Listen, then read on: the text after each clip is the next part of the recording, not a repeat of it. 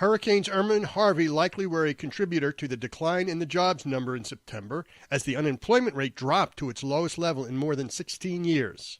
Hello, this is Bruce Steinberg of SteinbergEmploymentResearch.com reviewing September 2017 U.S. employment trends and developments. The Current Population Survey, or CPS, becoming known as the Household Survey, reports the unemployment rate dropped 0.2% to 4.2% in September. It has not been this low since early 2001. The labor force expanded by 575,000 in September. At the same time, there were more than 900,000 more employed persons and more than 330,000 fewer unemployed persons. In addition, there were 368,000 fewer people considered as no longer in the labor force. These were all relatively large movements. In other words, the number of employed persons increased much greater than the expansion of the labor force. At the same time, the number of unemployed persons declined. Therefore, the unemployment rate declined. The two hurricanes, Irma, which occurred during the week that the survey is conducted, and Harvey, which occurred immediately prior to the survey, likely had little effect on this information. That is because to be counted as employed, a person only has to have a job, regardless if they missed work and/or they were paid or not. The results from the survey of businesses, officially the Current Employment Statistics Program, or CES, but more commonly referred to as the Job Survey Report, the number of overall jobs were down 33,000 in September. But this result could be, at least partially, due to both hurricanes, because jobs are counted by the number of paychecks employers issued during the survey week. It is certainly conceivable that a lot of people in Florida and Texas who actually have jobs did not get paid during the week in September that the government tallies paychecks to count jobs. In August, non-farm jobs increased almost 170,000.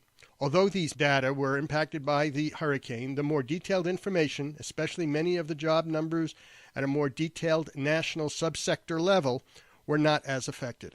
The private goods producing sector was up 9,000 in September, and that was clearly less than the 66,000 increase seen in August. A year ago, September 2016, it was up 11,000. Manufacturing shrank by 1,000 jobs in September after adding 41,000 in August. A year ago, in September 2016, manufacturing was down 12,000 jobs. The construction sector slowed to a 8,000 job increase in September after adding 19,000 in August. A year ago, in September 2016, it was up 23,000. And mining and logging was up 2,000 in September after adding 6,000 in August. A year ago, in September 2016, it was flat. The private service providing sector was down almost 50,000 jobs in September, which was off August growth of almost 100,000. A year ago, in September 2016, it was up 212,000. The retail sector was down almost 3,000 jobs in September. That followed shrinkage of more than 7,000 in August. In September 2016, it was only up by a little more than 27,000. The professional and business services sector slowed with growth of 13,000 in September compared to growth of 43,000 in August. However, that paled to a year ago in September 2016 when it was up 83,000. Job growth in computer systems design and related services was more than 4,000 in September. That computes to only slightly better than the increase of almost 5,000 in August. The education and health services sector added 27,000 jobs in September, with its highly seasonal private educational services subsector up almost 14,000 jobs. Home health care services was up 3,000 jobs in September, which was an improvement from the 1,200 increase seen in August. The leisure and hospitality sector was down 111,000 jobs in September, likely impacted by Florida's Hurricane Irma. In August, it was flat, and a year ago, in September 2016, it was up 11,000. The total number of government jobs was up 7,000. In September, the federal government was flat, state government was up 2,000, and local government was up 5,000.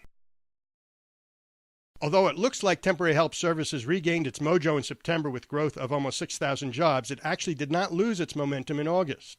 When first reported last month, it appeared August was essentially flat with an increase of only 100 jobs. But previous month's data were revised, so August now is being reported as growth of 7,500 jobs. Sequential growth in September 2017 was 0.2%, with year-over-year growth of 3.8%. With that stated, a year ago in September 2016, temporary help services was up almost 30,000 jobs. Temporary help's market share, that is, portions of all jobs, advanced from August's 2.0777% to 2.0822% in September. A year ago, in September 2016, it was 2.0299%. Although the government went to pains to point out that, quote, collection rates generally were within normal ranges both nationally and in the affected states, close quote, for both surveys, Hurricanes Irma and Harvey landfalls in Texas and Florida impacted the job trend, and we may never know by how much. But the unemployment rate, which we said earlier is less impacted by those events because it only asked households who had a job, regardless if they missed work and or they were paid or not, clearly declined. It remains if employers would begin to raise wages significantly to attract and retain workers, and that will drive inflation. This has been Bruce Steinberg, and this is just a brief sample of the employment data and analysis we provide.